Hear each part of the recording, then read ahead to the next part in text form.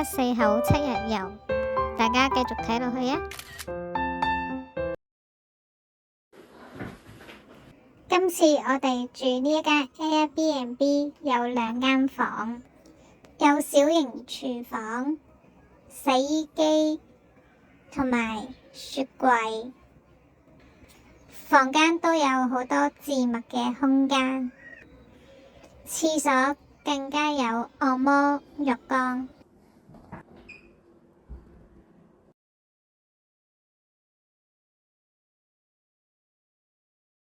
The next day， 今次我哋參加咗 KKday 1日遊。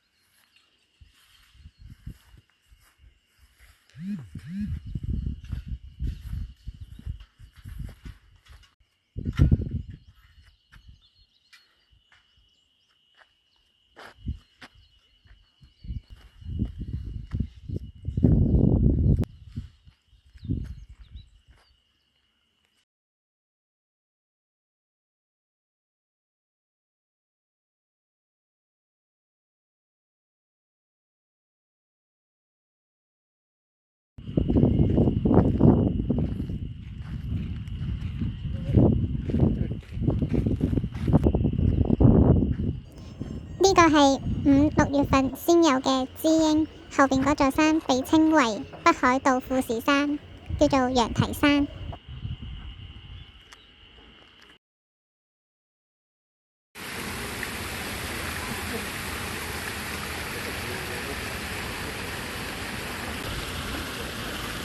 仲可以喺呢度整溫泉蛋。呢度嘅泉水有好多居民都會專登過嚟裝水。夜晚去咗德壽食北海道嘅白老牛，呢個一定要試。第3日去咗小樽。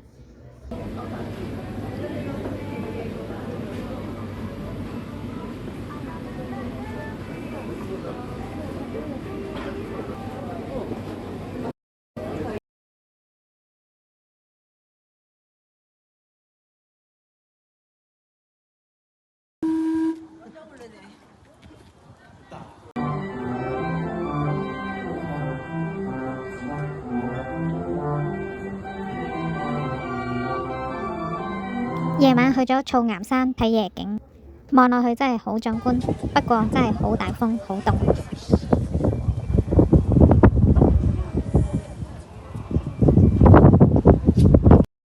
呢間居酒屋啲嘢食全部都好好食，尤其炸串同埋生蠔，忍唔住連續2日都食呢一間做宵夜。之後去咗登別溫泉旅館 check in 嘅時候，發現唔見咗個袋，因為唔知漏咗喺邊，所以去返巴士度問，結果都冇。之後就去返 JR 問職員，原來個袋漏咗喺 JR 度。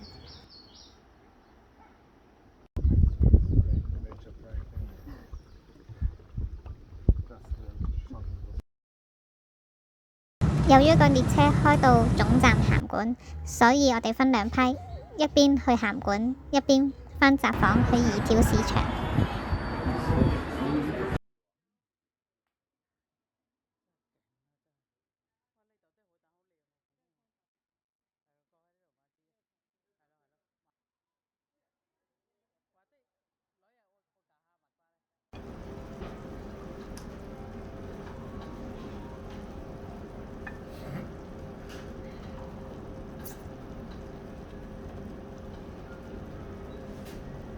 第2日一朝早去咗場外市場行晒，發現呢一間係最平。